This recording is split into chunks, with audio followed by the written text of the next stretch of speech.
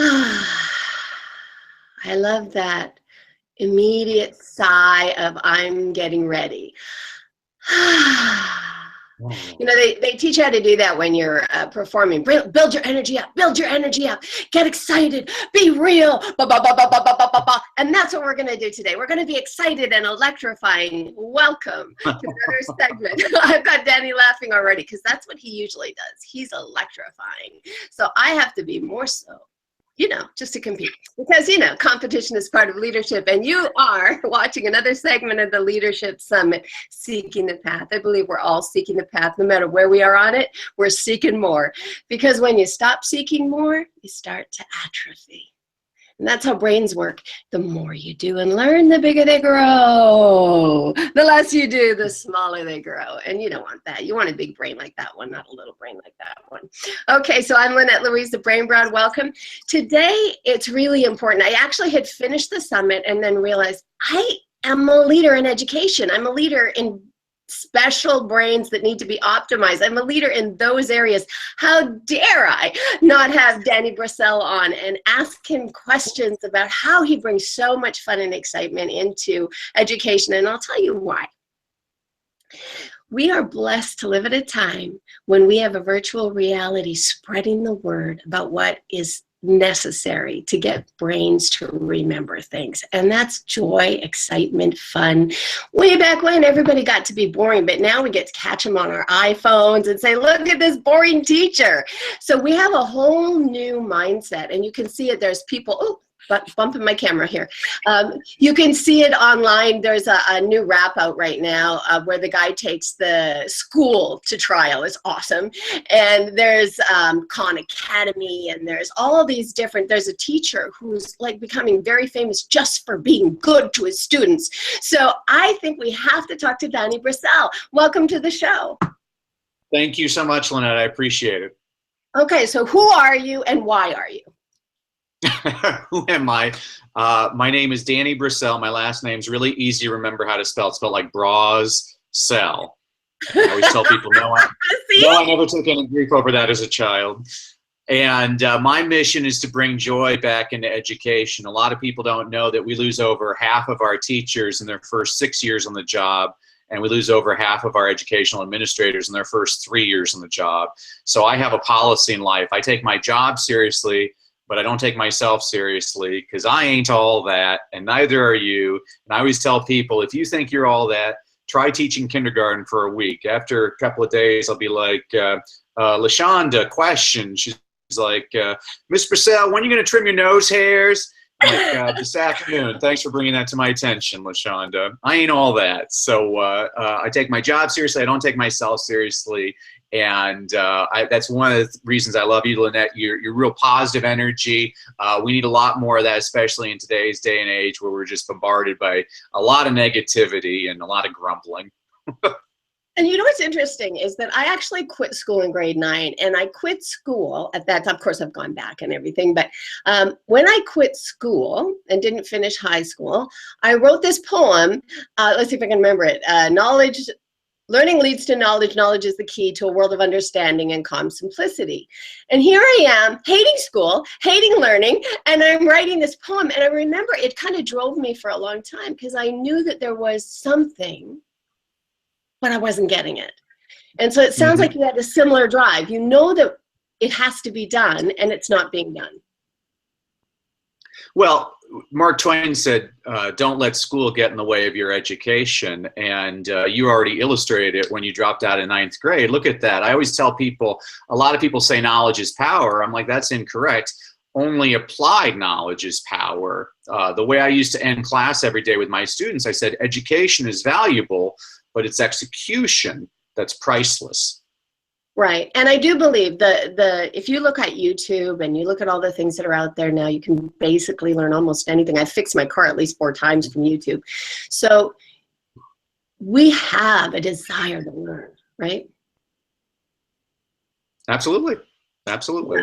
I don't think YouTube would be exploding like that with all of these classes and all of this information if we didn't want information. So we're onto something. It needs to be shared with excitement. How do you tackle that? What do you do?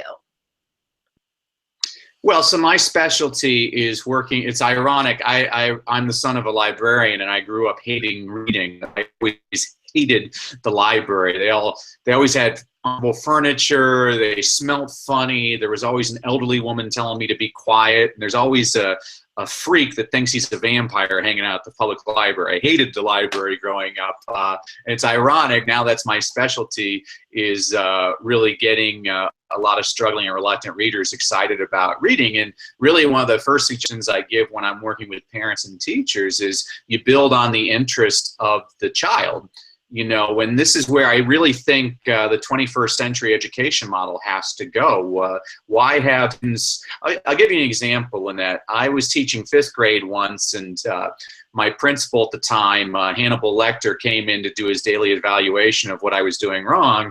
And he accused all of my students of cheating, which, if they had been paying attention, all of the answers on the test were actually on the walls, and my students had been paying attention. They all got 100%.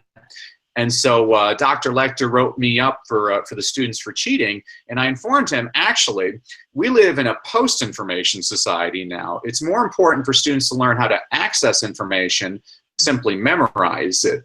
You know, he still wrote me up, but I was right, and that's all that mattered to me. I really think that we make things way too difficult nowadays. One of the reasons I hate telling people I'm a teacher, that people be like, hey, Danny, you're a teacher. What's the capital of Montana? I'm like, yeah, I'm a teacher. I'm not Google. Doesn't mean I know everything. I just have strategies. And so getting to my original point in the longest way possible, when I'm working with students, I need to find out what they're interested in. If I have a kid that is always talking about Spider-Man and Iron Man, I need to find Spider-Man and Iron Man books. If I got a girl that's telling me how great Jennifer Lopez is, I need to get a biography on J-Lo for her. We got to build on students' interest, and it works with all ages. I started off as a secondary teacher. I worked with high school students, and I worked with middle school teachers and students, and then they had me working with upper elementary, lower elementary, to pretty soon, instead of preparing students for college, I was coming home with snot marks on my kneecaps every single day from the kids hugging me. And what I learned, Lynette, is what works with a 12th grader does not necessarily work with a kindergartner. But what works with a kindergartner works with all age levels. I get, when I do corporate trainings, I get these executives up and singing because the way the brain learns information is like you and I are having this conversation. There's energy, there's laughter, there's movement, there's interest. These are all things that make us learners and lifelong learners, which is what we're really aiming for with people. Absolutely. Oh, of course, you know, we're getting feedback. I hate that. Okay, so you talk, because you're lucky now. I'm just going to ask a question. Okay. Definition of leadership. I'm sorry, can you repeat that? What's your definition of leadership? Of leadership. Okay, so that's actually a great question, because I don't know if I can define it properly. The last book I wrote was called Read, Lead, and Succeed, and I wrote it for a principal that was trying to engage his faculty, and so I said, okay, I'll write you a book. And so every week I give him a theme, I give him an inspirational quote, an inspirational story, a book recommendation of a book that all of his teachers should read, but they're adults and they're lazy, they're never going to read it. So then I also gave an example of a children's picture book that demonstrates the same concept, so you can read it at the faculty meeting. So I wrote that book for principals working with teachers, but now when I do corporate trainings, it works more with them as a way of getting their teams all coherent and excited about the meeting. And when I was researching the book, what was fascinating was in researching important leaders in athletics, in government, in the military, in business, you know, just because a person is a reader, it does not necessarily mean that they're actually a leader. But I didn't read about a single successful leader that was not an avid reader. And so I think part of my definition, which is an ongoing definition of leadership, is leaders are constantly learning, like what we're talking about today. And that's what you mentioned right at the beginning, Lynette. We live in an incredible age. I'm excited about this. There's literally right now a barefoot kid in Cambodia. That kid has a laptop and an internet connection. That child has the same access to information as the president of Google. And that is fascinating to me. That's a great equalizer. It's changed everything. Everything. And I love it. So the echo's still there. I'm sorry. Question 2. Okay. What's the definition of success? Definition of success. Gosh, oh no, we're getting terrible sound. Finding words. Wait. We're getting terrible sound. Okay, try again. Oh, it's okay. cleaned up. We're good. Can you clean up now? Yeah. Sorry about that. You're kind of like Max Headroom right now. I'm getting like shifts of Lynette in different areas. So my definition of success, Tony Robbins, he really talked about it in Unlimited Power. He said John Belushi at one point had the top-selling album in America. He was on the hottest TV show in America. He had the #1 movie in America, and he died of drug overdose. And so the whole point of him talking about that wasn't to degrade John Belushi, obviously. It was to show people that you really can't be successful in just one area of your life. I hate the word balance because I really don't think that anybody's ever going to get a balanced life. What I think people need to do, a great book that I just read, which I encourage all of your viewers to read, is Essentialism by Greg McKeown. He makes one statement that actually changed my life. He said that in Greek, the word priority can only be used singularly. It cannot be used as a plural. And that changed everything for me. So every day I have my one priority and I have to get that accomplished. And everything else becomes gravy if I get more accomplished. But I don't consider myself a success if I'm not a successful father, husband, son. I need to constantly grow spiritually. I need to be a good person. I'm constantly trying to become a better person. I'm trying to learn better ways to handle my finances, better ways to grow as an entrepreneur. I think success, just like leadership, it's ongoing. You show me a person that says that they're successful, and I bet you they're probably not that successful. It's usually the humble ones that are the most successful. I was actually making this point to my wife the other night. Was a guy, a friend of mine, he doesn't know that I have a PhD. He's known me for 10 years. He's like, I didn't know you were a doctor. You don't tell everybody you're a doctor. I'm like, well, I don't have to tell everybody. I know it.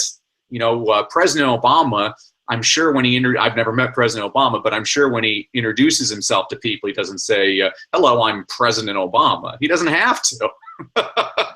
Right. And usually the people that make a lot out of themselves are the people that really shouldn't be making a lot out of themselves. So I think to be successful, you have to be successful in a broad range of areas in your life.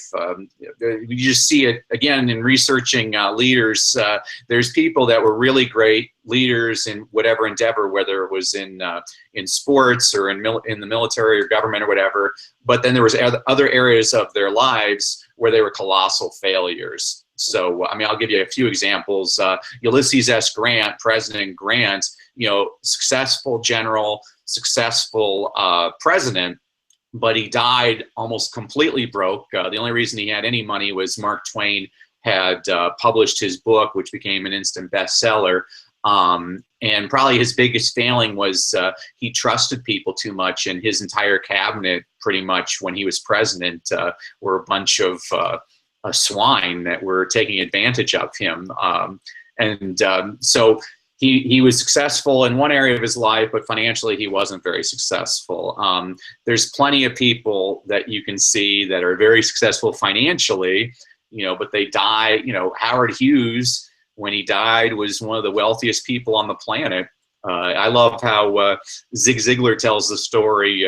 Somebody asked when Howard Hughes died, how much money did he leave? And another person said, he left it all.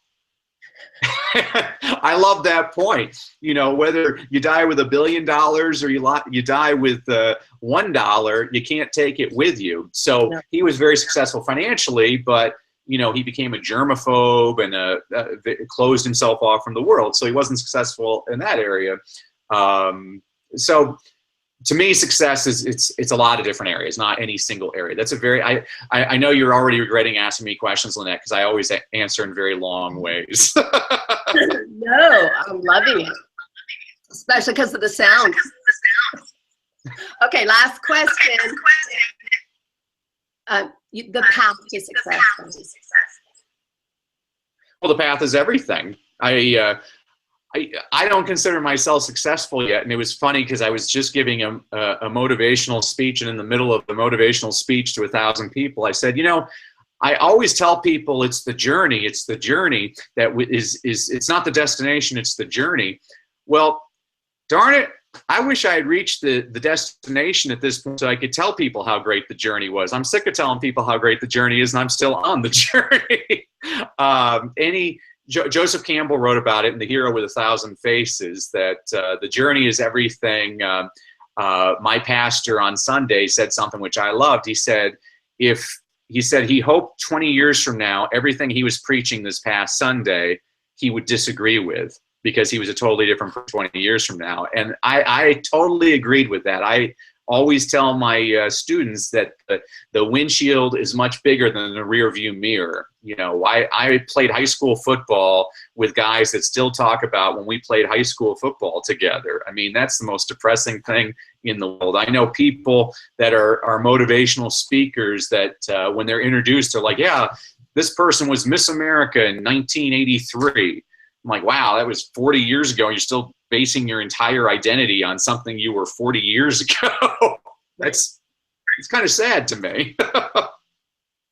So if you were to make it into a soundbite? If I was to make it into a soundbite, the path is everything. Okay. Share anything you want about you right now and how to contact you. Gosh, your sound is breaking up, Lynette. Can you repeat? About you and how to contact. Oh, how to contact me. You can go to my website, dannybrassell.com. Again, my last name is spelled like Brassell with 2 S's and 2 L's. And you can find out more information about my speaking. I actually also just updated my other website. I have the #1 book club online. It's called the Lazy Readers Book Club. And all of your viewers can go there by going to lazyreaders.com. Every month, I'll provide you, if you subscribe, it's a free subscription. Every month, I'll send you 10 book recommendations, 3 or 4 adult level, 3 or 4 young adult level, and 3 or 4 children's level books, all under 250 pages, so you have something you can read when you're stuck in boring meetings. Fantastic. You hang up so I can close. Okay. Thank you so much, Lynette. Have a blessed day. You too. Bye. Bye-bye. All right. There. Now that he's gone, our sound will be good. Well, I don't usually do that. What a funny way to end the show. Usually I end with my guest, but maybe it's appropriate. So I want to talk just for a second about information flow. Danny was fantastic, so exciting. He's an electrifying speaker. I suggest you check him out if you're looking for a speaker. I want to talk for a second about my book. So I have the book, The 7 Senses of Leadership. It's available on Amazon.com. And I was thinking today that, look, it's not about politics in any way. I don't talk about Hillary. I don't talk about Trump, none of that. I don't talk about politics, really. But I think you need to run and get the book and read it before you vote. And here's why. My book will tell you how the information gets in and the information gets out and how it gets twisted. If you understand what's coming You can make clear decisions so that you can look at it, and you can look at the whole brouhaha that's going on right now, and you can say, oh, I understand what's happening here. I see how they're using this and see how they're using that, and that's okay. They're trying to get their message across, but let me be clear about what I'm being taught here and what I'm choosing. So whoever you're voting for, I really think, and it just occurred to me that we are about giving out information for free right now. Because I think information saves lives. And I think understanding how your information gets in and out saves lives. So anything Danny's written you want to read. But right now, with the priority of politics going the way it is and the election around the corner, I really think you should get my book, The 7 Senses of Leadership, The Brain Broad's Guide to Leadership Sensibilities. Make a clear and purposeful decision as you vote. I think it would be life-changing for you, actually. Even if you don't vote, understanding how you would have voted and why you don't vote, that would also be life-changing. So we're talking about information in, information out. And one of the things that I haven't done, since in education, I work primarily to help families get the proper education for their special needs kids and to optimize their brain. I think it's time that I tell you that I won the Humanitarian Award, the People of Distinction Humanitarian Award. I've been getting all kinds of flack for not saying that to anybody. So there, I said it. And also to tell you that if you have a child dealing with autism, you really should get this book. It gives you a sense of how it all evolved. So Miracles Are Made, a Real Life Guide to Autism, talks about the past, the present, what can be expected, what's myths, what isn't. But when you don't understand the historical fabric of a thing, you don't understand why you're getting such nonsense from different doctors and educators, and then all of a sudden it seems like somebody's miraculously understanding, when in fact, there's a lot of reason for why people behave the way they behave. And when you get it, then you can work with it. So I have spent my life trying to make education interesting. I do it with books. I do it with CDs. I'm showing you that too. Crazy to Sane. That's a one-woman show. It's fun. It's interesting. You cry, you laugh, you learn. Another CD. So I'm always trying to present information in a way that you can't help but know. And this is my other book. It's called Cerebral Palsy and the Wingmaker. It's a teensy little thing. It looks like a comic book, but it's really impactful. I'm showing you all those because I'm trying to encourage productivity. Just do stuff. Make a difference, but make the difference that you want to make. Make a clear decision about how you want the world to be, and then step into that and start doing it. Because you know what? Whether the world listens or not, the world you live in is exactly the world you want to be in, right? So that's how you make it happen. I'm Lynette Louise, the Brain Broad. Thank you for joining me for this segment with Danny Brassell. He's fantastic. He's a great speaker. If you're looking for somebody, I think you should grab him. All right, bye. And now I'm pushing stop.